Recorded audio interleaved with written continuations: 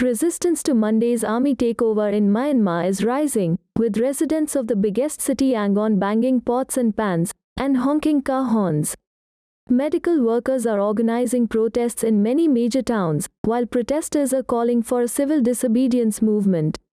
Correspondents claim, however, that the military remains firmly in power. There are growing demands for the release of Aung San Suu Kyi, the elected chief, who has not been seen since her detention.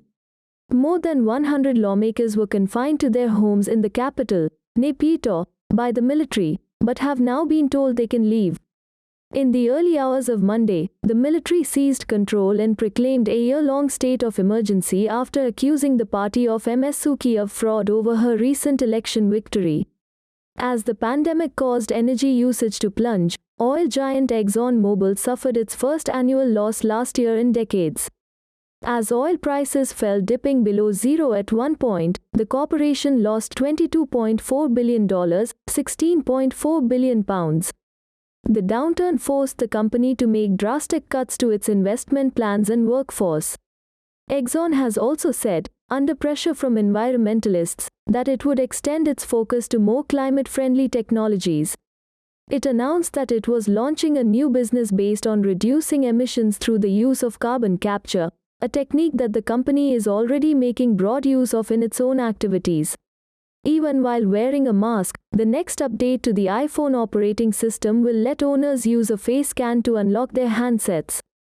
Trying to use the Face ID function with part of the covered face currently triggers a screen asking users to type in their passcode, which is confusing for many. That should be solved by the iOS 14.5 update. But users still need to wear one of the more recent smartwatches from Apple. To provide an extra level of protection to make up for the fact that the facial scan is less detailed, a Watch Series 3 or later, which the user must have enabled earlier, is required. The Oscar-nominated actor Hal Holbrook, known for playing Deep Throat in All the President's Guys, passed away at 95. Holbrook, who also appeared in Into the Wild and Lincoln on Wall Street, died on January 23. He had several TV credits to his name, including 2 roles as the Republican Al B. Duncan in the U.S. political drama The West Wing. Bradley Whitford, who played Josh Lyman in the series, tweeted, "What an awesome actor, my goodness. Hal Holbrook, rest in peace."